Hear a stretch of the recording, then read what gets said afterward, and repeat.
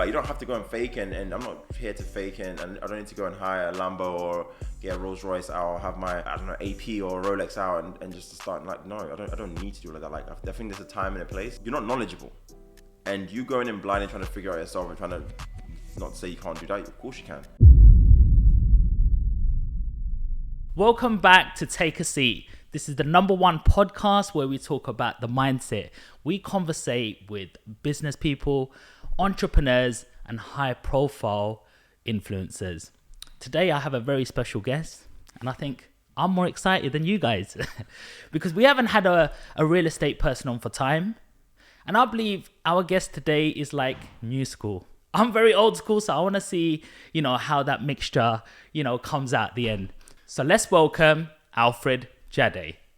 Did I pronounce that right? Yeah, no, all good, you're all good, bro. Yes, man. How you feeling, bro? I'm all right, not bad. Good day today. Like, you should go up this podcast and another one after this. So it should be a good day. You're banging them out, bro. I need to, man. I need to get the content out there. Get my man. voice heard. I think people need to see more people like yourself because you've got a really inspiring story, and you haven't come from property. You've studied something different, and we're keen to see, how do you make that transition? Because a lot of people get into employment and then they quickly realize, hang on, the salary looks good. The perks, is it? The perks look good. If it's not 200 grand, it don't look good. and then the tax man comes in and NI comes in. Yeah, all of that. And, all of a sudden you're like, is that all I got left? And then when you think, I might be on like 100k now, and I might get up to 150k, for example. Actually, how much does that actually mean? Does it actually just mean a £50,000 lump sum coming into your account? It sometimes just makes like a 1,000 or 1,500 different, and you're just thinking, what does that actually get me in real terms? Yeah, no, I understand. I feel like, so obviously the whole working environment is. I'm not the one to say, oh, don't go and do a 9 to 5 or whatever. I just feel like if you've got high ambitions like myself, that isn't the vehicle that's going to get you there, unfortunately. You've got to feel like, I was thinking, is there a career out there that can get you millions? I think exec levels and CEO levels, of course, in the corporate world. So you can earn millions of pounds at that level of employment. You can't be the guy in the workforce and expected to see millions of pounds. You're just in the wrong vehicle. And as well, are you willing to play the long game, i.e., to get to that level usually means tens of years in that employment and potentially moving around other corporate backgrounds to be able to climb the ladder to get to that level, to see that level of money. So I know this day and age, Instagram and stuff and social media shows or glorifies making money young and having money young. So I know a lot of the young guys aren't willing to play the long game and wait 15 years to see £1 million. And this, let's be real, £1 million these days aren't it's not even worth a lot. £1 million like 30 years ago, maybe, that was good money. But now, let's be real, £1 million is not a lot of money. Yeah, it's a very good point there, Alfred. So I was even somebody was even telling me, look, I'm going to be earning £250,000 in, even in business, earning £250,000. And I'm like, do you know what that even looks like? It actually means you need to get about £1 million in sales. Do you know what I mean? Yeah, usually, yeah. So the margins, yeah. But you know what? So I like to do this thing. I learned this thing about $1 million maths. So or even just maths in general when it comes to business or trying to earn a certain salary or a certain income, should I say. If you're trying to, like you said, $250,000, you got to do the maths and run, okay, who can I serve? What would the price money to be able to achieve 250,000? And there's several ways of doing that. You could sell a 1K product to 250 people, that's 250K. So you kind of working back, okay, what can I do that I can provide value to someone who's going to exchange £1,000 with me, and can I do that 250 times to be able to get 250K? And that's, again, revenue. It's not profit, guys. 250K deductions, I don't know what your overheads are. But usually if it's like an educational product, then usually margins are quite great on that. They're much higher than the standard business with the overheads. So you've got staff and stuff. So you've got probably, by the time you're done, 25% of that number is what's left, which is what's 25% of 250? Testing my maths here. Whatever, just under 60K. Yeah. Is what the profit would be on that. So it's not a lot. So you've got to kind of scale that model. Now it's about how can I do that 250K 3, 4, 5 times to be able to, and literally repeat that same model over and scale it to be able to achieve more basically. So you've spoken quite a few things already right now, Alfred. How comes we're not taught more of this, or why isn't there like a lot of awareness of, being an employee or entrepreneurship, or so many people are afraid, like it's like fear controls them, when they're thinking about being an entrepreneur, but I don't know what I'm going to get every month. I don't know what's going to happen, like, or when is the right time to do that? Yeah, we're not taught. We're not taught a lot of things. Like, so my background is I kind of stumbled into a lot of things. So, example, when I was leaving uni, the common thing people to do is apply for graduate jobs. And my background is engineering. I did aerospace engineering, and only until I saw a friend get a contracting job. So contracting meaning like you're self-employed, you're not an employee per se. You're an employee, but on the I guess paperwork wise, you're self-employed. You got a company, the money's earned, so you earn. So all the money you make goes to you first, and then you pay taxes later. You pay your stuff later on. But I wasn't aware of that until a friend, literally two friends. So one friend did it first, and another friend did it after. And they both started with good salaries. Like this is like 40k plus starting, versus a graduate job, you're looking at 30 grand, even lower, 25. And I was like, I'm not in it to make 25. If my friend just literally in the same position as myself have come out of uni and started at 40 grand, why can't I do that?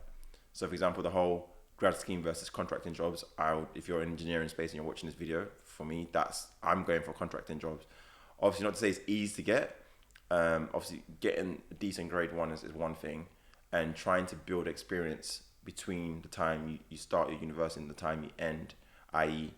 instead of wasting your 3 months between your individual years, doing some experience in some engineering companies or just companies in general, just to get some work experience, that will enable you to be able to leverage those opportunities, that time that you did during those summers, to use that to apply for a job with some being experience. productive as much as possible. Yeah, we're on a time limit. Let's not waste some time. Honestly, man. And if you're gonna have a good head start, that's what it takes. So, but again, if you don't know that, you're gonna just utilize your summer holidays. You're thinking, I'm free now. Let me have fun.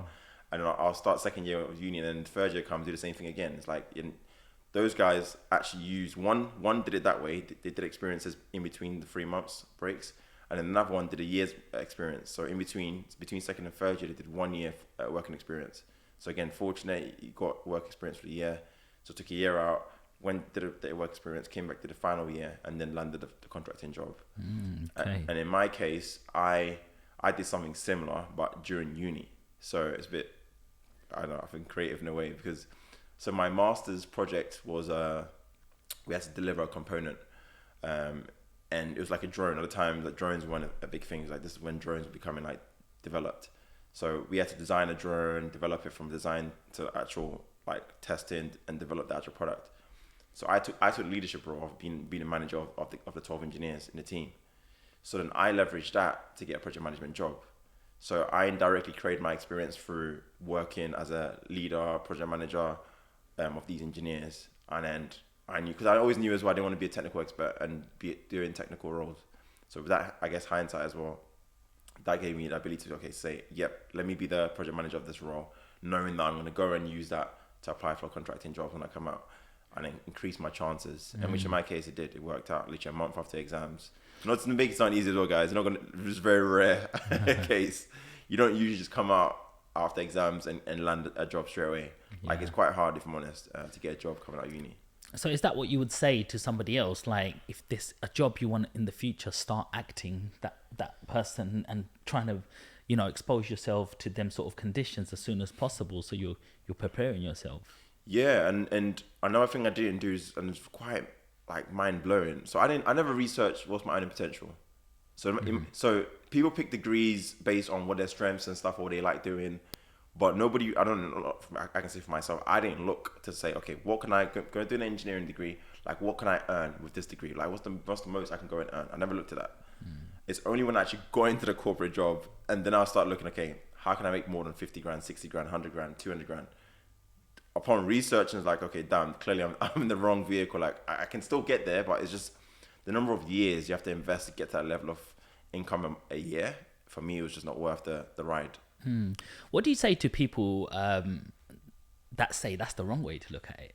They say, look, why would I look at what I'm going to earn? I'm not I'm not doing it I'm gonna be going on a journey. I want to be happy, what I do as well. I'm gonna be real. You ain't got a choice in this day and age where like things are tough and everything revolves around money. Let's be real. Like everything you do in this life revolves around paying something. So Alfred, how do you do what you don't want to do?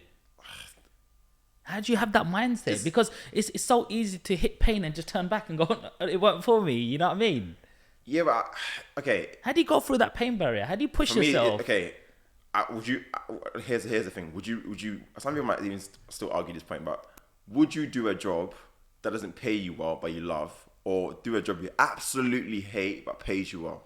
For me, there's no brain. I am doing a job I absolutely hate and pays me that I can live, I can enjoy life, and like I can like the job is like a part of my life. It's not my whole life. So if I'm doing something, it can be a means to an end as well. It doesn't have to be forever. You can do this thing for a period of time to build capital to go and do your own thing, for example, or build a capital to, I don't know, whatever you want to do. But you can't say, oh yeah, be in this thing and I can't be fulfilled in a job where one, I'm not being valued through how I'm being paid, but I'm saying I love what I'm doing because I enjoy it. Like it doesn't, in my mind, it doesn't make sense. Mm-hmm. So are you saying that do things you don't want to do to get to the things you want to do? Yes, in essence. So it's got to be a means to an end. Like I guess I've always known, like even with stuff I do now, business, everything I'm doing is kind of always a means to an end. Like it's not, because I always believe in progression, having a growth mindset. So like embracing a growth mindset. What I did to get to my first million isn't going to be the same thing what I'm going to do to get to my 10 or 100 million. It's just each level requires a different strategy. Yeah. So it's like you just have to embrace growth, and some things might not be like the most exciting or whatever, but it's just you have to go through these stages to get to where you want, and that's just the game, unfortunately. Well, you touched on it just there. Can I ask you, have you reached millionaire status? Yeah. Okay. Yeah. Okay. And what property number are you on? Because you're a property guy, right? Yeah. So I've done eight property deals. So I've got a portfolio size of about 4 million. I've got educational business on the side of that. So teaching others how to invest in property, raise capital, more importantly. Because a lot of the bottlenecks for people getting into property is like, oh, how can I get money? How can I raise the capital to be able to buy these deals? I can't get the deposit. But I love this little mindset.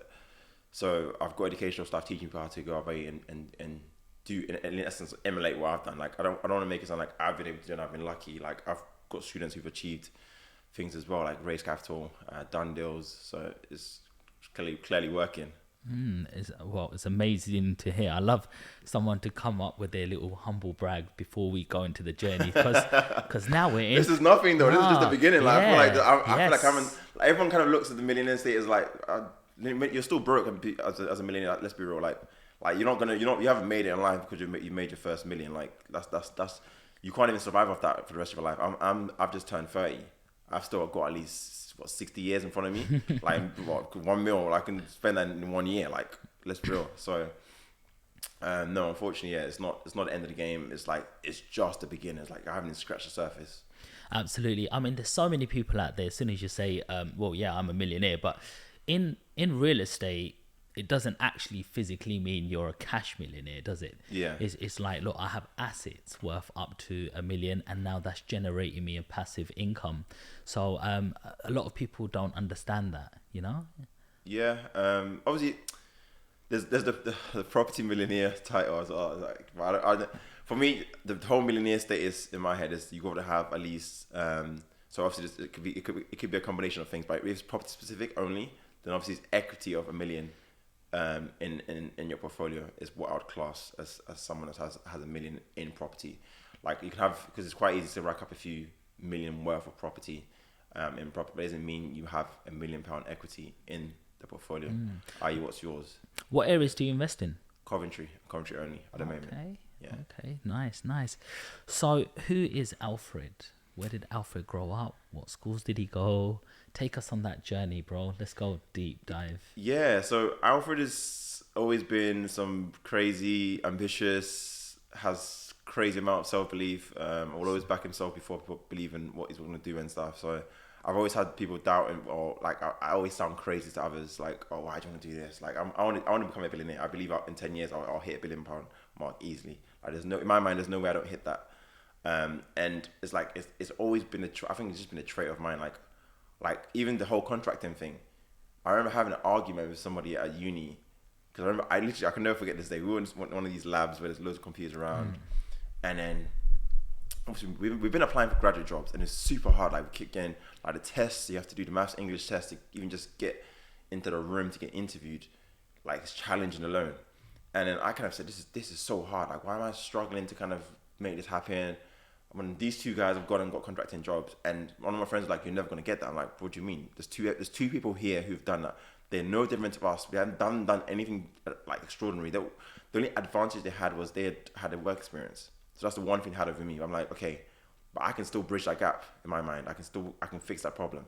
So that's the difference. And that's like, okay, how do I address that? And hence I said, let me take the leadership role in my final year and allow that to be able to leverage that to get the job. So I said, do you want to bet? I guarantee I'll get a contracting job. I am not going for a graduate job. Why do I want to leave uni, spend this much money to go and earn 25, 30 grand? Like, no, I want a better starting point. If 40 grand has been achieved, I can do the same. Do you think you manifested that, or do you think it was just your focus and you just kept vibrating on that energy and just kept, if you're looking, you're going to find it? Yeah, I truly believe if you're looking, you're going to find it. Same, like, I'm big on, like, you have to speak things into existence. You have to believe that you're worthy of it. Like, if you're only going to achieve what you're worthy of, what you believe you're worthy of. If you don't believe you can even earn £1 million, you're not like, just, you can say, I want to get £1 million. So, rather, I'm going to get £1 million, just a matter of time. Like, same way I'm saying I'm going to get 1 billion to get Mark, it's just a matter of time for me. Like, in my mind, there is no way I don't get there. So I don't have the know-how per se, like, to know exactly how I'm going to get there, but I'm searching, I'm looking, I'm getting to the right rooms to be able to find and get access to that information to be able to get to that level at a point in time. So yeah, you have to be true to that intention. You've got to put it out there. And let's be real as well, if you don't put it out there, like, how are you even trying to attract that opportunity? Like, people are fearful of saying what it is the next game plan is. What's meant for me is meant for me. Yeah. Me telling you my game plan doesn't mean you're gonna, like, hinder me. You can try and hinder me. 100. I'm still gonna get there's so many ways to the mountain. Like, it can be that way, this way, whatever. I'm gonna figure it out. Like, I'm solution oriented. I'm someone that's gonna do whatever it takes to overcome whatever hurdles in front of me. So it's like, I have no fear of, like, external factors.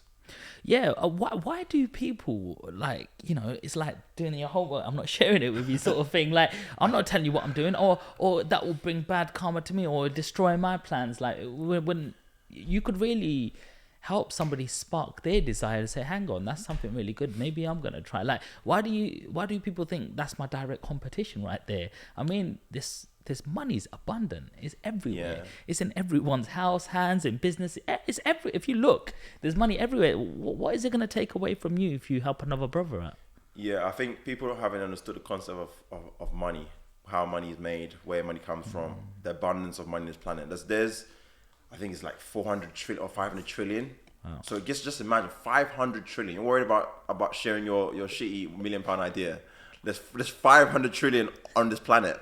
There's more money on this planet than there is any other item. Just let that sink in. There's more money on this planet than any other item that exists on this planet.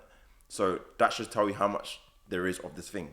So you telling one person or the whole world isn't going to stop you from getting your, I don't know what your ambition is, but whatever your target is. So you got to get that mindset out of your head. It's like, there's too much opportunity available to be able to be fearful that, by telling someone you're going to hinder your success. No, it's not. Like, let's be real. Where does the mark sort of stop, you know, with the, I wouldn't call it obsession, but the thing with money, I want more money, and money, abundance of money. Because, as they say, even Alexander the Great said, when you put me in my coffin, put me like this. Yeah. Because I just want to show the world that I never left with anything. Yeah. Do you know what I mean? So where's that sort of, you know, do you do it for money? Do you do it just for success? Or do you do it for a different motivation? Is it to prove other people I can do it? Where does that thing come from that I want to achieve billionaire status? I haven't always, so don't get me wrong, I wasn't a kid and like I want to achieve billionaire status. No. So I think I've always just leveled up, like, it's literally embracing a growth mindset. So I don't think even if I hit a bill, the next target might go to 10 bill, might go to 20 bill. Like, the target keeps moving. Like, the whole thing of, like, I never actually truly achieve my targets, because on my way to achieve my target, I've already shifted it again. So it's like, it's a constant, it's always moving. And I feel like for me, it's a kind of a fulfillment thing, I guess. I feel like in this world, I was brought this planet to do things, impact people, and indirectly by impacting people, money's gonna come towards my direction. Like this is why I'm back to like, if you understand how money works, it's not you're actually chasing money. You're just being you, doing the things that you want to do. It's indirectly going to bring you money. So me educating others, for example, on how to raise capital, that's a great skill. That's a massive skill. If you can learn how to raise capital, for example, in my opinion, the world is yours. That is top tier skill to have, because for most people on this planet, the reason why they don't have big ideas or big dreams or don't want to think big is because they feel like they have the perception they can't get access to the funding they need to be able to execute on that thing. So if I ask someone, if you had £1 billion, even let's keep it small, if you had 100 grand in your hands, would you now have an ambition to go and buy property? Probably the answer is yes, because now I have 100 grand in my hands. But if you didn't have the 100 grand, you're not thinking that, because you're thinking, oh damn, I can't amass 100 grand. It's too far stretched. I've never seen 100 grand in my life. But until someone shows you how easy it is to get 100 grand in your hands, you're like, damn, if I'd known this, I would have done more by now. Do you know what I mean? So it's all about exposure, I think, at the end of the day. Do you find it weird that some people just get up and go to their 9 to 5 on a 28 grand salary and then just come home and then it's just, what am I doing this weekend? And they just go through life for the next 50 years like that. When you look at that, do you find that, like, how does that satisfy, that person? Or yeah, obviously I always question, like, even people around me, like I've got friends, obviously I've grown up, I'm from London originally, Southeast London. Okay. So all my old school friends, like, we went to school with and stuff, like I always kind of say to them, like, guys, you got to, like, you're seeing me, you've seen me for the grind. I've done all the shitty jobs. I've done everything. So like, people can't look at me like, you got a leg up or whatever. No, I've worked for everything I have. Like, I've always just been determined to go out there and want more out of life. Like this, we're in a fortunate, especially being in the UK, we're in a fortunate place where there's opportunity available. It's like, how bad do you want it? Like, you can make it happen if you really want to make it happen for yourself. And I think for a lot of people, it's kind of, the government, the economy, this is happening, I'm unlucky, and all these excuses. I'm like, look, I appreciate things can be hard and are challenging, but I can also show you people that have been in the same position as yourself once upon a time and have found a way out. So, like, use those people as examples that it's possible. Like myself, I've come from technically nothing, and I've decided I'm going to go out there and fight for what I want out of this world. So going to a job, nothing wrong with it. Like, if you're, I'm not looking down on someone because they're going to a job and they're earning 28 grand. Yeah. But what I do say to people is, like, have you guys made sense of what it is you're doing? I.e., what does earning 20 grand a year, living in London look like for you? I'm like, how do you survive? Like, I'm asking thought-provoking questions. Like, how do you make sense of just earning 28 grand? If I'm just like, bro, I've tried everything. I'm like, no, you haven't really tried everything, because you're still in this job. So if you tried everything, you be looking at other ways to make income. You'll be going home and looking at other side hustles. You'll be going into new rooms, spending money, more importantly, instead of going out and thinking about what should I do for the weekend, going clubbing and have a good time with friends, using that money to get educated. So you can't tell me you've tried if I can't see you doing these things. People do come with a lot of excuses. And so one of the things that I also hear is people saying, oh, I'm going to move somewhere up north now. And I'm like, you're born in London. We do have opportunities here. I also started from nothing. Do you know what I mean? Like, I worked in McDonald's in my first job at 16, and then done my degree, and I got into banking, and I worked myself up the banking ranks, and I bought my first house at 21 just by working 7 days a week. Like, I didn't let anything define me. Grinded, yeah. Do you know what I mean? And I actually had 2 sets of grandparents, and my grandfather, my dad's side of the family, we lived in London, and my mum's side, they're in Birmingham now. Okay. But they were living around Aldgate sort of area, and they had the opportunity to buy then, back in the late 70s. Yeah. But no, they decided to move in Birmingham. Nothing wrong with that. I love my Birmingham family. I love all you guys if you're watching. But the trajectory was so different, where my grandfather grinded here. He worked in car spray shops and did door-to-door selling in Brixton and Peckham Rye and all of them areas. Sent my dad and his 2 brothers out to work to put everything in one pot, like Unity. Yeah. And they ended up building a corner shop. And then they, in the 90s, started building up their property portfolio. And I'd go as a kid learning how to unblock trains with my hands. So I was fortunate that I had good mentors around me. But at the same time, I saw another set of grandparents and, that side of the family, they just about sort of bought their houses. Yeah. And it was just like, it was a very different opportunity because the jobs were different, the lifestyle was a little bit lower. So when people say I want to go up north and I can buy a house for 60, 70,000 and I'm cool, I'm cushy, I just think sometimes like, that's just the easy way out as well, Yeah, I think, again, it's what you don't know, we don't know. Because I feel like you actually want to be in environments where you're forced to earn money. Like, there's people, I keep going to Dubai quite a lot. I'm technically a resident of Dubai now. But I love going to Dubai. And, like, Dubai, I'll be real. Like, if you're not earning, it might sound crazy to some people, but I think you're not earning, I'd say maybe on the low end, like 50 grand a month, you shouldn't be living in Dubai. Because let me not say that. What I'm trying to say is the level to enjoy Dubai to its full potential, you have to be earning, I believe, that level of money to be able to kind of see Dubai for what it really is. You can go to Dubai now. You can go to Dubai as an employee, but you're not going to experience Dubai the way you would if you had that level of money. What do you mean enjoy Dubai? What does like enjoy mean? Be able to access some. There's some going to. Would you go to? So let's say I went to a restaurant. We went out to a casual dining out. Bill came back with $2,000. We barely ordered any food. Like we had some cigars and stuff as well. But don't get me wrong. The point I'm trying to make is a casual night out. We end up spending $2,000. Four guys. Okay, I'm not going out with you. That's what I'm saying. So like, and that's just a casual night out. Like, wow. And this is not going clubbing. This is just guys talking business, having a few drinks, food, cigars, like just having a good time. But I'm trying to say, you want, and these are like a high-end restaurant, right? Views are crazy. Like, do you know what I mean? You're in an environment which just screams wealth. So you can go to Dubai and not have to spend $2,000 on just a dinner with your friends. You can spend £100, £200, whatever. But the point I'm trying to make is like, you're not going to potentially meet the right people, i.e. we can potentially have business partnerships with, have actual great conversations about how you can grow to the next level. And you might even to access certain rooms, because I want to be in rooms where people are doing £100 million a month. And that's just because of where I am at the moment and what I've seen and I guess where I'm trying to get to. So I'm big on like getting into new rooms. So being in that environment, Dubai, absolutely forces you to learn how to make more money. Like you can't be, because staying out in Dubai, I had an apartment. I think it was one bed or two bed? I think it was one bed apartment. It was $5,000 for the month. So I haven't even landed yet. I've already spent $5,000 and I have maybe a grand-ish on the tickets. So $6,000 before I even land. And I got to live there for a month. So I think I spent at least $15,000 that month. Just because I was trying to network, I was trying to get into places. Went to the F1 as well.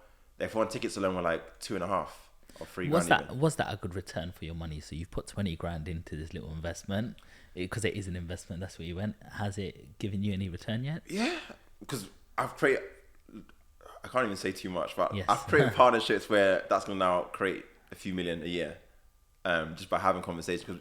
Because again, when you get around the right people, both of you start thinking about, or the people you're speaking to start thinking about, how can we do business together? Where's the opportunity? Where are the synergies?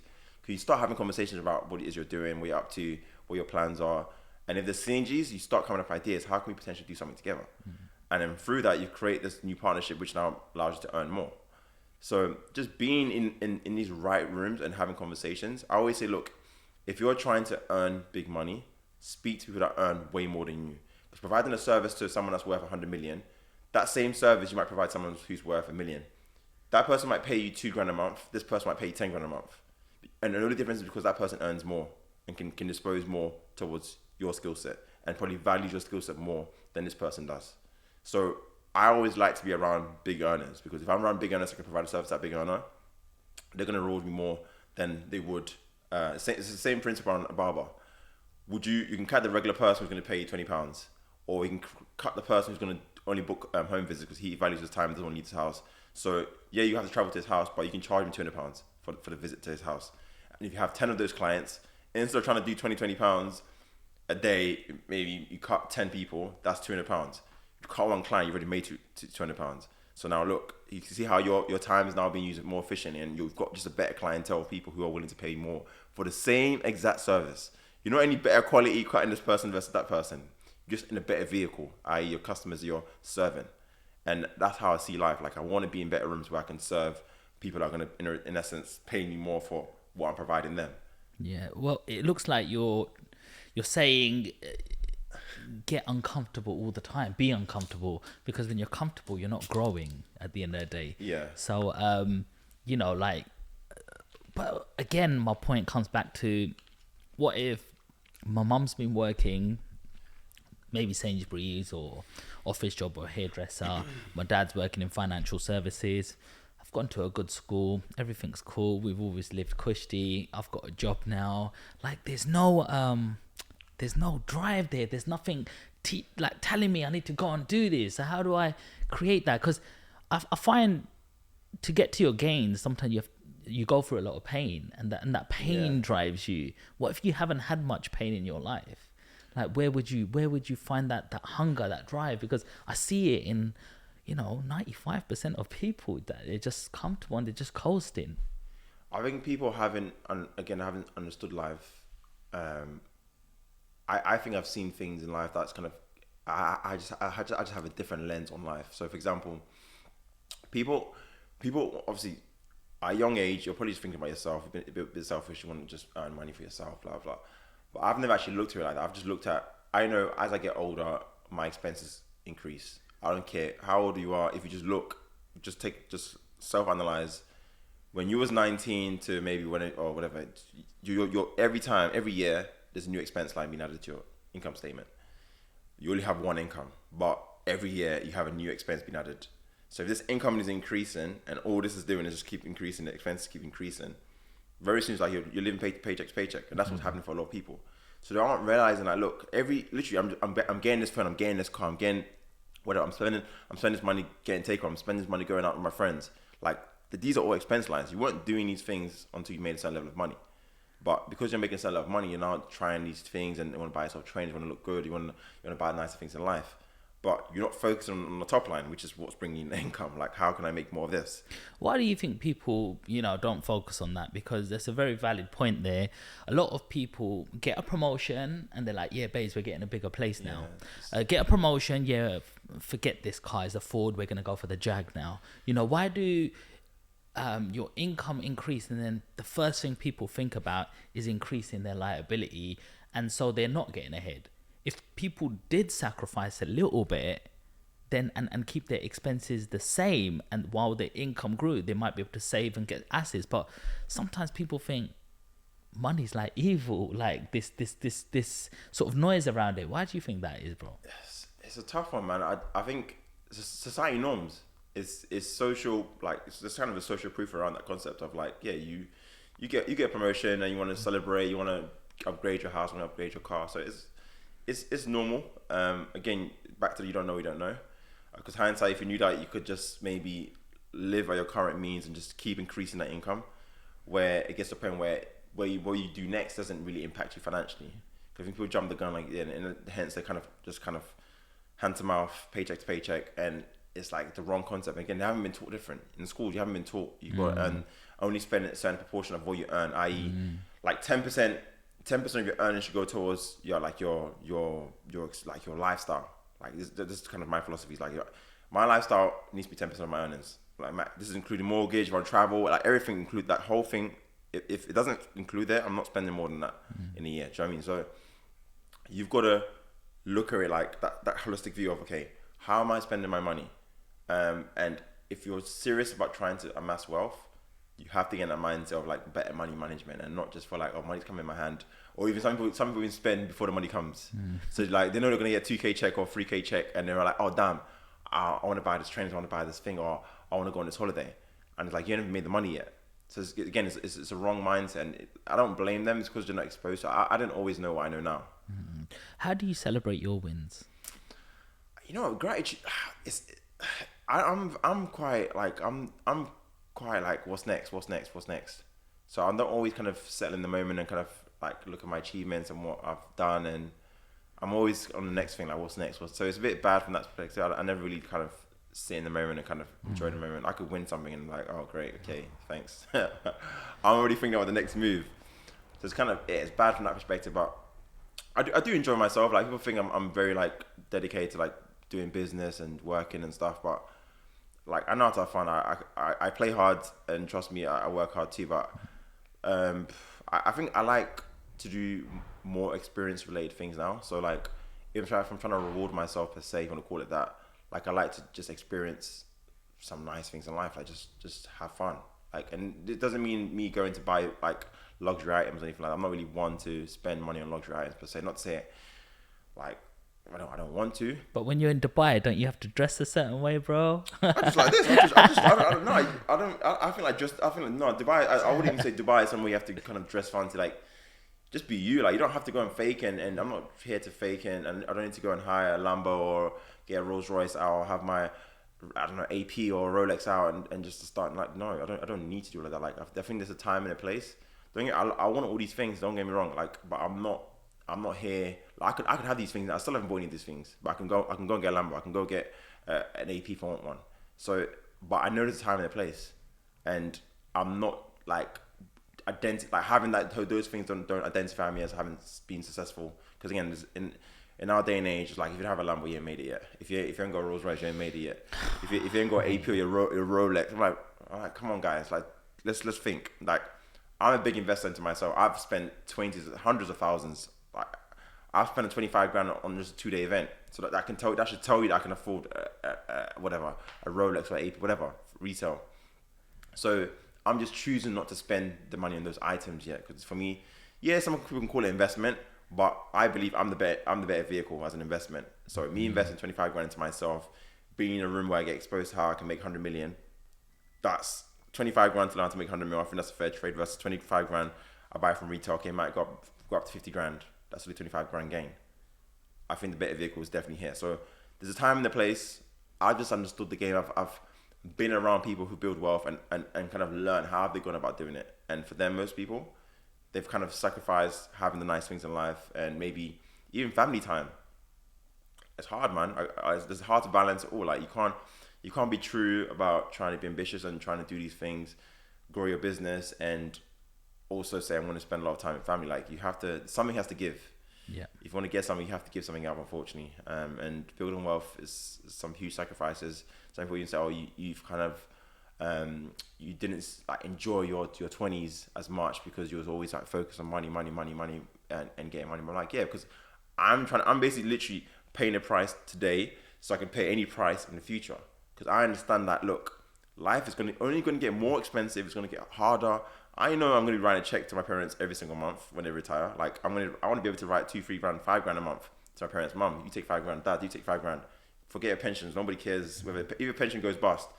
I feel like it's my obligation to be able to look after my parents, for example, in the future. So these are things I have to afford and be able to pay for without it killing me or stressing me and potentially my family. If I've got kids and stuff, misses all of that.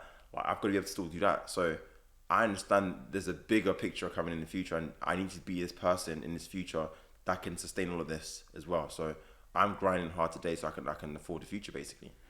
Definitely, man. It's beautiful to hear that. You know, some of the first things you think of is to look after your nearest and dearest around you. And do you know what? I'm sick of hearing like you wasted your 20s working and this, that, other. When do we have our most energy? Am I going to have, look, I'm 36 now, and going on 40, and I feel it coming, and I'm getting tired, bro. I can't do 7 days like I used to. Like, it's all about creating more value. So when I'm sitting down in a 2 or 3 hour meeting, it has to be, you know, valuable. It has to be worth my time as well. Yeah. And that's what I've seen. But you know, can I do what I did in my 20s now? No, I couldn't. I couldn't do all them hours, nights in my dad's shop, and then, McDonald's early in the morning, getting there 6, 7 o'clock and finishing 4, and then doing the same on Sunday, and you're getting in work in the bank, and then they're like, yeah, how was your weekend? I was like, yeah, working at McDonald's. Then you've got to deal with the trauma of, you're crazy, you are. You're doing all of that, and you've got a good job here. And then when you do actually buy your first house, then they're like, how'd you do that? Do you know what I mean? This the crazy bit. How'd you do that? Like that's so insane. So you watch someone grind, and then everyone's kind of like baffled as to why you've got what you have or where you got to where you are. I'm like, I've been showing you, I've been telling you this. What I've been like. You've been putting in the work, and people come, and then again, everyone sits there and says, oh, I want to be a millionaire, for example, or I want to be wealthy, or I want to earn a certain amount of money. I'm like, but look at yourself and ask yourself this question: are you truly putting in the work what it takes to become this person that earns or attracts that level of money. A lot of people just sit and say, oh, I want to make 100 grand a year. I'm like, okay, cool. What are you doing to upgrade yourself better to attract? Because it's all about attractions. You don't actually make money. The concept of making money is not a thing. For me, I believe you attract money. The only reason why someone earns 100 grand is because the person providing value to that exchange. The thing we exchange value for is money, unfortunately. So money is the thing. It could be gold. It could be whatever it is that people exchange for value. But right now, the reason why someone's earning 100 grand or earning £1 million a year is because they're providing that value and they're being paid in return for that value they're bringing to the table.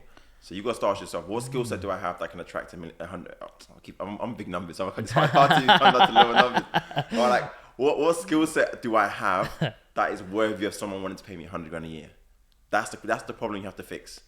You can't complain and sit there and say, oh yeah, my employees aren't paying you enough, because yeah, you're not bringing to the business 100 grand worth of value, and that's because they're not paying you that. And if you believe you are, have the meeting with your team. Guys, look, I've just generated business £2 million this year. I believe that I should be at least be seeing 10% of that revenue I've brought to the business. So that's another angle. What revenue, as an individual, what revenue can you contribute, or what revenue do you believe you have contributed to that company? And if you can quantify that, that is your negotiating power to say, guys, without me, this company did not make 2 million this year. So I believe I'm entitled to 10% of that money.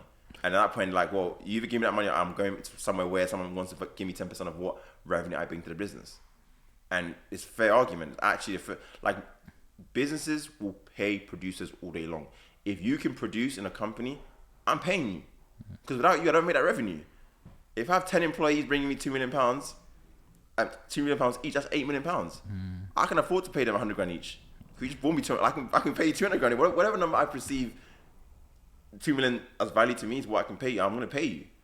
And if I need to pay your price to keep you, I'm going to pay your price to keep you. Because if I lose you, I have to now find a new talent that can perform as good as you. Bro, where was you 15 years ago, bro? I'm telling you, I was in this bank here, and I'm getting a basic 35k, and I'm doing like, you know, the bonus was good in my opinion. I got another like 35, but I bust my ass like 5 o'clock, staying there till 7 o'clock, and going, how do I get this savings in? And you had a weekly target of about 250,000, and I'd consistently get them $1 million every single week. Do you know what I mean? I would do the whole branch targets, mortgages. You know, I'd sit with Anish, my mortgage specialist. Okay, so that's loan to value. Okay, these are the numbers. Great, cool. Yeah, I'll get. And he wouldn't need to worry about his meetings, because he's like, my 4 for the week you've given me already. Do you know what I mean? You're doing my targets, and the times that I did fall down a little bit, he was like, oh bro, this was a walk-in, that's for you, bro. Like, you make my life easy, so I'll make sure you're done. And I was always and then somebody, because I grew from a cashier, coordinator, personal banker, premier manager, and when somebody comes out externally, straight away they come in at a bigger salary, and I'm like, what's going on over here? Yeah, and I was just like, but I felt scared to go and speak to my manager because of that respect barrier. And I was like, Simon, I think I should get a little, you know, negotiate, because you shouldn't be talking about what the next man's getting. You're not allowed to have them conversations. And secondly, like, you know, that's all the bank, like, it's going through a hard time, the bank is. And I'm like, but I've just done about £4 million this year for you guys on, like, you know, basic and a bit of bonus. I think a lot of people, everyone in the corporate world, you have to literally evaluate this. Like, what value do you bring to, like, if you can quantify that, that is your leveraging power. Because you can say, look, guys, I'm going to go I will literally leave this company to go somewhere else where I am being valued more. Because it's the whole thing of, like I was saying before, like, maybe to that company, the value you're bringing isn't worth them paying you 100 grand. But to somebody else, that same value provided to this company, they're willing to pay you maybe more. So you just got to be in front of the right customer, the right person. Because again, you can argue about value and what value you bring, but if you're in front of the wrong person, it doesn't matter what value you think you bring. They're just not going to pay you. So so again, just don't be comfortable. So just if you feel that you're reaching a ceiling, go and put your applications out, join some agencies, and see if there's more growth somewhere else, and you'll learn different skills. Alfred, let's go back to the journey in terms of, so you were from South London. You grew up in South, or? Yeah, so I grew up in my I guess my teenage. I was 11 years old. So prior to 11, I was brought up in Ghana. So I was born in the UK. Went to Ghana to live with my grandma. till about the age of 11. Was it different in Ghana to London? Yeah. So obviously Ghana obviously one, the weather's a lot better.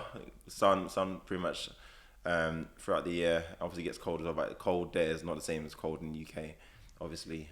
But yeah, it was a great time out there. I was young, so obviously at that time, I was just enjoying life really. Just going to school, making sure I'm getting my grades, very very important. Obviously, being in African countries and stuff. Was school the same? Obviously, different dynamics. I feel like obviously over there, like you really had to. I feel like we have our schooling system is probably easy. It's easier to a certain extent, in a sense. In Ghana, you have a lot on your plate. You could learn a lot of stuff in one go, and you have to kind of be able to absorb, memorize a lot of things. So exams are a lot tougher. Like I feel like here it is slightly easier. So I think curriculum wise, you were doing more in Ghana for sure, versus the same age of person in the UK, for example. But it was good. I feel like the foundations of Ghana kind of made me who I am. Like having manners, it's very very like simple thing like that. Like you're just brought up to be told like any elderly person, you got to show respect. Pretty much everyone's auntie, uncle, and that's older than you pretty much. They're just foundations. Like you don't really chat back to your elderly and stuff. Like just principled stuff. And just being like a serious person as well. I would say being disciplined. That all came through my childhood, just being in Ghana. And obviously 11 came to the UK, and I think I was year 6. Yeah, did year 6, year 7 and onwards. Secondary school. Did you find things easier over here? Were things more like, sorry, I've never been to Ghana, so like I'm thinking, were things more manual over there, and did things like were different here, like more machines and easier processes that you think actually I've got opportunity? Or yeah. So obviously at that age, I wasn't really looking at life like that. Yeah. I was looking at life very holistically. I think just obviously Ghana at the time was Ghana is still a developing country. Don't get me wrong, done amazing things, like part for part can compete with some of the Western houses that are available, something even better. So if you have money, I guess it showed me like people that had money had a different complete lifestyle versus people that didn't have money. So like I kind of got to see I think different levels of wealth in Ghana while being out there, because to be fair, there's poverty everywhere. But as well, I would say is just being around and just seeing things and being exposed to different levels of wealth definitely made me appreciate when I came over here, and kind of seeing how accessible things are for like the regular person. I feel like you're not as fortunate, I would say. Some people, for example, have to go to internet cafes, for example. Like this is like 10, 15 years ago, where internet wasn't that accessible. Versus here, like everyone expects to have Wi-Fi in their house. Yeah. Not to say people in Ghana don't have Wi-Fi now, but like 10, 15 years ago, it was an unusual thing to have Wi-Fi. Like if you had Wi-Fi in your house, you probably have a level of wealth to have to afford Wi-Fi in your house and stuff. So yeah, things were different. Obviously, when I came at that young age, seeing all these skyscrapers and the London Eye and all this stuff looks amazing. Like you kind of always see in pictures and stuff, but you haven't seen it in person. So yeah, all that stuff looked amazing. And obviously, the biggest change I think for me was just the weather. I was very sociable, so like me making new friends, our neighbors that we met, like it wasn't a problem. Going to school, made friends there as well, so it wasn't a big change per se. I think the main thing was the weather and just being around this environment whereby everything's kind of way more developed. The roads are a lot better, so it was a good exposure for sure. Yeah. So year 10 comes, you have to pick your subjects. What subjects are you picking? Yeah, so I played to my strengths. So maths was something that I was good at. And out of the sciences, it was physics. I was terrible at chemistry. I was terrible at biology. Both my parents are from medical background, so they were eager for me to kind of follow the same footpaths. But I was like, no, I can't. Like they literally, I remember having this conversation. Like, why do you want to do that? I'm like, because these are the things I'm good at. So I wanna increase my chances of success. So let me just stick to what my strengths are and not try and follow my parents' footpaths, I guess. And I guess for some it could be challenging because like you're kind of going against what your parents want. But I think as well, my parents know me to a certain extent, in the sense they know that if Alfred's made his mind up on something, that's what he's going to go and focus on. And we can't change that, so we just have to let him and support whatever it is he wants to do. So they were supportive of that. Obviously, would love for me to go into medical profession, but I was like, guys. What do you mean medical? Like being a doctor? Yeah, or? doctor. That's the gynecologist. Actually, I can't even pronounce the words. This is why I was never meant for biology. I'm like, I can't even pronounce half the words. Yeah, gynecologist. So it's like, my mum's a midwife as well. So it's like being a nurse, doctor. They were both wanting me to kind of follow the same footpath, and I'm like, well, one, I don't want to spend 7 years getting, I don't even know, becoming a doctor basically, and then specializing again after that. So it's like there's too much time invested. So like I said, I played to my strength: maths, physics. I think I did government and politics as well. Okay. For my A levels, and did computing. So those are my 4 subjects I picked going into A levels. And yeah, like obviously that then led on to again playing to my strengths: maths, physics. I think I dropped politics at AS and I kept computing. So those are 3 that I took into doing engineering, and went into uni to aerospace engineering. Okay. So what made you get into aerospace engineering? I had this crazy ambition as a kid to become a pilot. Was it hard to get into that course? Because it sounds very sophisticated. I think I had B's mainly. Did I have any? I can't remember my grades. Like now, like that stuff is not even relevant at all. But I think I had B's. I don't think I had anything special. It was like relatively. I think maybe 1A and 2 B's or something like that. I think I had an A. I can't remember what I had. If I'm honest, I'll be lying if I'm trying to guess. But it wasn't. I went to Hertfordshire University. It wasn't like one of these ones where you have to have all A stars and A's and stuff. So it was okay to get in, I guess. Decent uni for the degree. And yeah, like the main reason why I went aerospace engineering specifically, I could have done mechanical, I could have done civil, is because of this ambition of being a pilot. And that was a route for me to becoming a pilot if I did aerospace engineering. Why did you want to be a pilot? I don't know. I think I was fascinated by planes, and just it looked cool. Very simply, I'm a very simple person. There's no, if you're gonna expect like a deeper thought to things, and most things I do, there is no real deeper thought. It's just kind of, I want to do this. I think it's what I need to do, so I'm doing it. I don't really overthink things per se. So yeah, I think it was just a childhood thing, dream. I see planes flying. I want to be able to fly one, and it just seemed like a cool thing to do and a cool job to have, basically. So. And when was that light bulb moment where no, actually I don't want to do this, or was it still carried on? Like it's still something. Like now, I still want to get my private pilot's license. It's PPL, which like allows you to fly a 2-seater plane, for example. Okay. So I think is it 100 hours or something you have to do, and then exams to kind of get the license.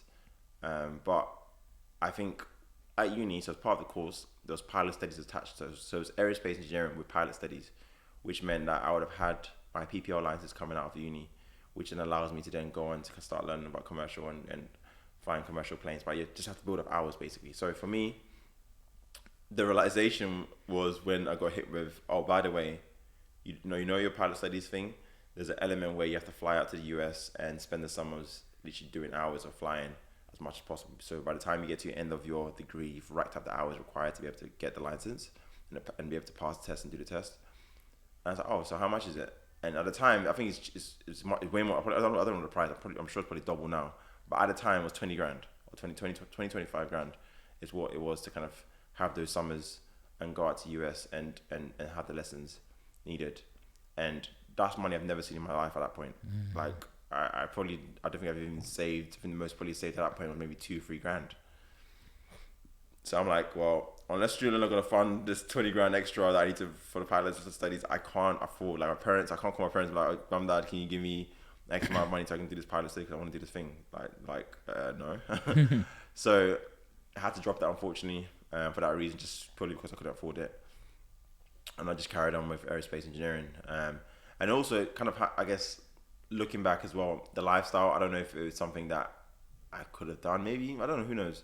Because obviously there's a lot of like flying around, you're not really staying at home, you're flying, you're in hotel to hotel, country to country. So it's like, would I have wanted that lifestyle where I'm always away? I don't really see friends and family. Like I might be around for like 2-3 days, but maybe the 2-3 days I'm around, people at work, can't see anybody. So it's quite an intense lifestyle as well. So that as well, I don't know if I was pretty much ready for that as well. So I think that was something that stopped me from pursuing it. So when that sort of, you know, it put a dead end to that sort of path because you're like, look, I need this many hours. I can't do that. I can't afford it. You know, what did that spark instead? What did you say? What's Alfred gonna do now? I didn't really think. I just obviously knew like, okay, I can't be a pilot, so I'm doing an aerospace engineering degree, and I could either become an engineer or I guess the conversation of being a project manager and being manager of the engineers. So still in essence working in an engineering company, but taking a managerial role as opposed to being a technical expert on something. So those are my options. But even at that point, I didn't really look too hard. I kind of just because everyone's still kind of relatively going to leave uni with an engineering job is the hopes. Yeah. So nobody knew exactly what the job was going to be. It's just knew we're engineers. We're going to find something. Did that situation also spark within you that, hey, in life you need money, like, because you can do stuff like? No, I don't think because we're not taught about money. Money wasn't taught. Like, money wasn't even a conversation. Obviously, we want to leave uni and earn a certain salary, but like once upon a time, I used to think 60 grand a year was. I've made it. I've done it. I've done it. I've made it out. Code. Yeah, I've literally cracked the code. And then I earned 60 grand. I'm like, bro, what is this? Like, can't even like really do anything. And that's just me. And not talking about having kids and family and nothing else. Just to look after. For me, I believe 60 grand was enough to look after myself alone. Like, I could save money and stuff. I couldn't do anything exciting. So for me, it's like clearly I knew straight away 60 grand wasn't enough. So I guess it triggered always in my mind, how can I earn more? Because I was never content. Starting 40 grand, at that time probably I was content. I was like, yeah, I've done amazing. I left uni, I'm 22 at the time, I think maybe 21. Earning 40 grand, that's a lot of money. And this is when you, your first job was? Yeah, being a project manager. Okay, for what company? Like, Jaguar Land Rover. Okay. So it was like, I was like, I've made it. Like, I've got a good head start. So I'm just, at the first year I was just enjoying, I was doing my holidays, did like 4 trips a year. So I was a contractor. So being a contractor, I'm not bound to the days I work in the sense, I don't have like a sick leave or anything like that. Like if I don't work, I don't get paid. So I can take as many weeks as I want, obviously within reason, without it impacting the company, obviously. So I would 100% 4 weeks a year, I'm out, like I'm on holiday. So I was big on traveling. So like I love traveling. So like, that was me time to kind of travel somewhere. So the first year.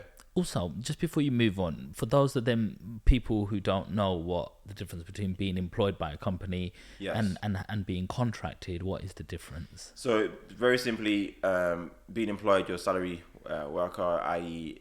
the employer pays you, and obviously you have your deductions, NIs and stuff.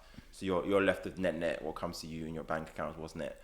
Versus being self-employed, obviously I registered myself as a limited company, and me being the owner of the company, I was an employee of that company. So my agency, so I wasn't employed directly by my employer, i.e. Jaguar Land Rover.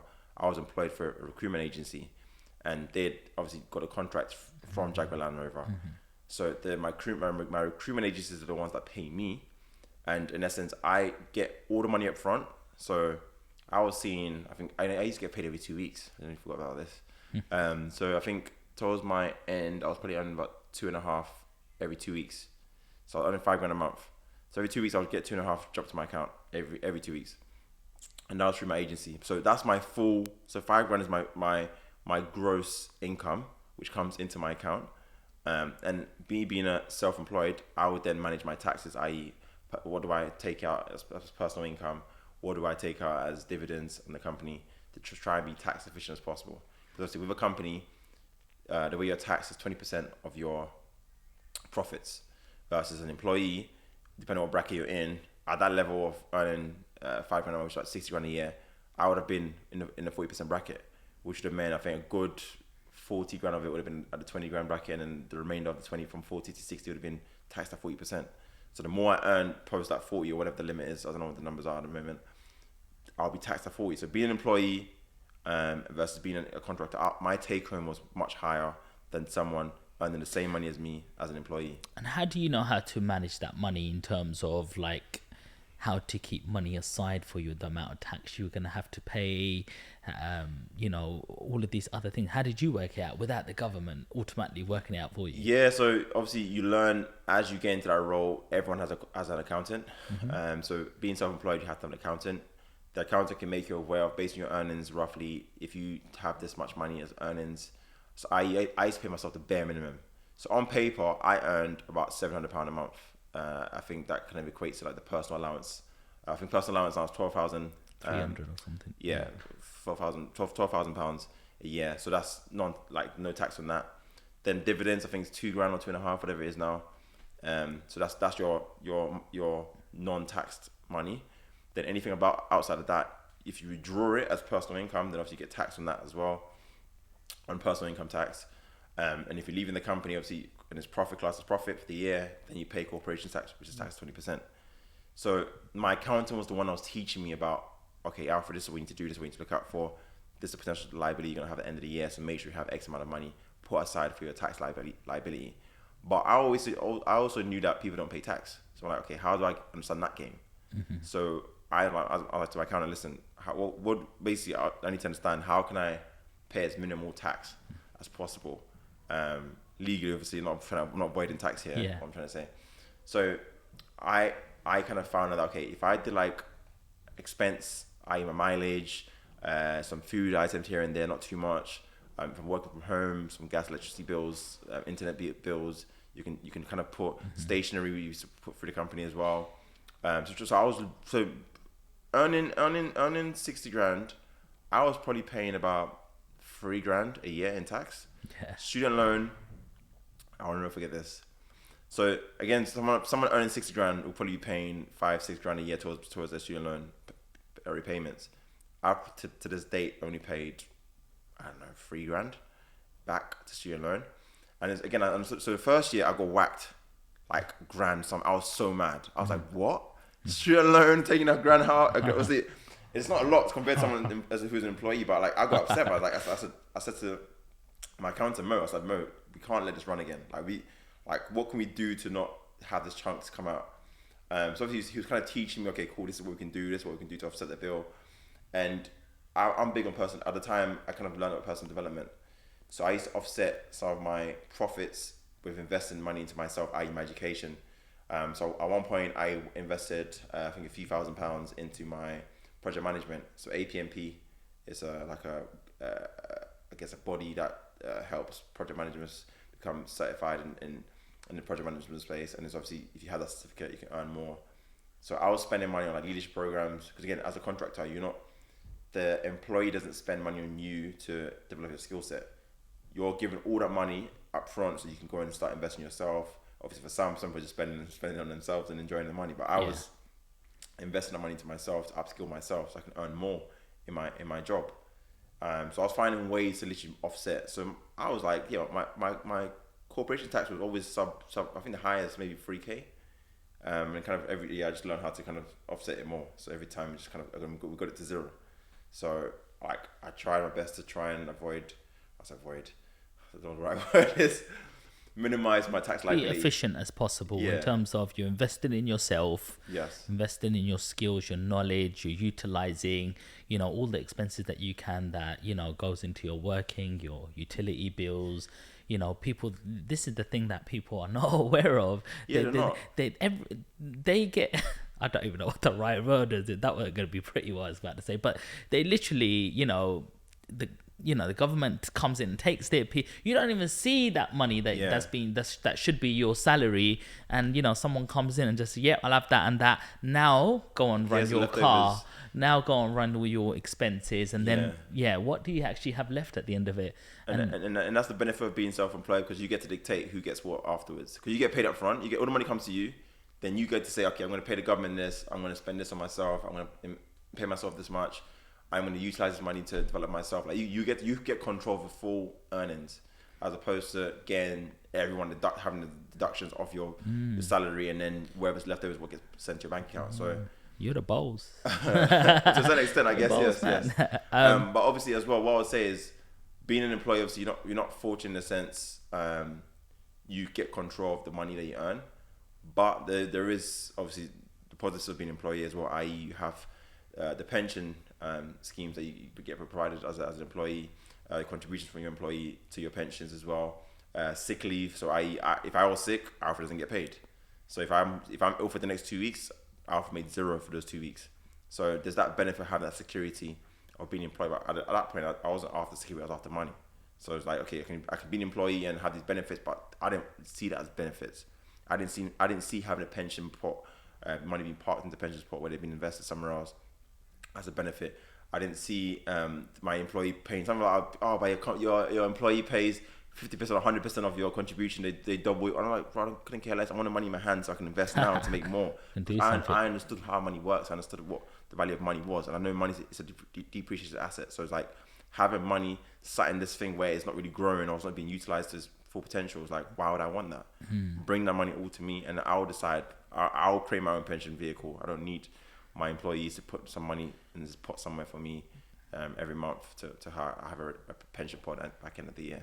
Doesn't make sense. Take matter in your own hands. 100%. So the first year you said you sort of enjoyed yourself. You had some holidays and stuff. Is that what carried on through this employment, or did you start to think, hang on, I'm getting good money here and I'm being really efficient with my taxes, and am I being clever, wise with my money? Am I starting to save, or did you always start to save a little bit? Or I think I've always been a good money manager. So I've never been one to kind of splash money per se. I've always been good enough to save, live within my means, not have like crazy expenditure. Like at that point, I was earning $5,000 a month, and probably my expense was like $1,000. Okay, so what was you doing with the rest? I was just saving. I was a big saver. I wasn't spending much. So at least £2,000. I could easily say £2,000 a month. Okay. I didn't upgrade I didn't go and say I'm gonna go rent a 1,500 apartment or whatever because I'm making this much money. No, I was still house share. Yeah. I think £500, £400 a month. My phone bills, nothing. Food, grocery shopping, all that stuff, nothing. So sub £1,000 easily is what I was needing to spend. I wasn't going clubbing and blowing £1,000 a weekend. No, like just insane. Like I saw the value in earning that much money and keeping that. But yeah, I would say year one was like honeymoon period of me enjoying this 40k salary for the first year, and then kind of now a year's gone in. Okay, now I'm kind of getting used to working. I understand how it is. My lifestyle is how it's adjusted now. Going to work 5 days a week, weekends, chilling, whatever, seeing the family. So it's like, okay, cool. How do I now make more money? Because 40 grand is great, thank you. But now I want 50, I want 60, I want 70. So starting to research, okay, what opportunities or what vehicles do I need to be doing to be able to earn or attract? I'd like to attract that level of income. So I knew, for example, I needed to upgrade my qualifications, i.e. project management skills. So I started to invest in project management qualifications. I started to invest in like leadership programs to make a better leader, communication stuff. I was just investing a lot of money into myself so I can command more at work, one. And two, I was also looking at the bigger picture. I was like, okay, how do I get to 200 grand a year, 300 grand a year in salary? Yeah.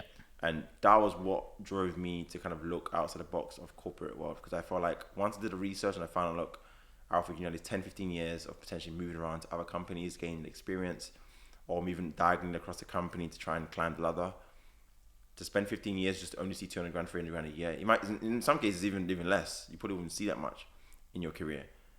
I was like, this can't be it. There must be other alternatives. So during uni, I always had property as a background vehicle, as my retirement vehicle to be able to sustain myself when I leave the corporate world. So by the time I kind of saw it as